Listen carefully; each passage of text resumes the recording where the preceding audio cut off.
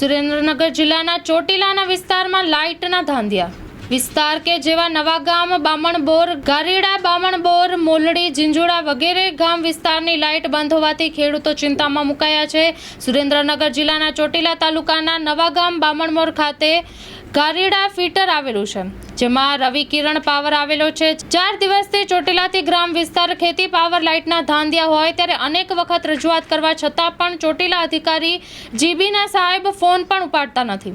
ત્યારે તમામ ખેડૂત એવા નવાગામ, બામણબોરના ખાતેદાર એવા પત્રકાર રિપોર્ટર બાબુભાઈ ડાભી, છગનભાઈ ડાભી, પોપટભાઈ ડાભી વાડી વિસ્તારમાં છેલ્લા 4 દિવસથી ચોટીલા અધિકારીઓ અને લાઇટના ધાંધિયા જોવા મળ્યા છે.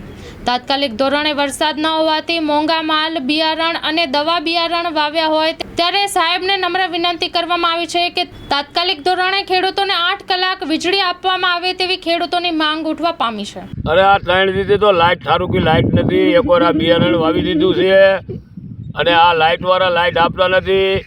આ લાઇટ ચોટીલા કિરણ લાઇટ છે અને એવડાય લોકો લાઇટ આપતા નથી. હવે આ બિયારણ વાવી દીધું છે, એનું કરવું શું અમારે? એકવાર વરસાદ થતો નથી, બી અંદર ને અંદર બળી જાય. આ બીનો ભાવ તમે જુઓ તો અમારે હવે શું કરવાનું? તમે આના કાંઈક પગલાં લ્યો, લાઇટવાળાના કાંઈક લાઇટનું કરાવો અમને.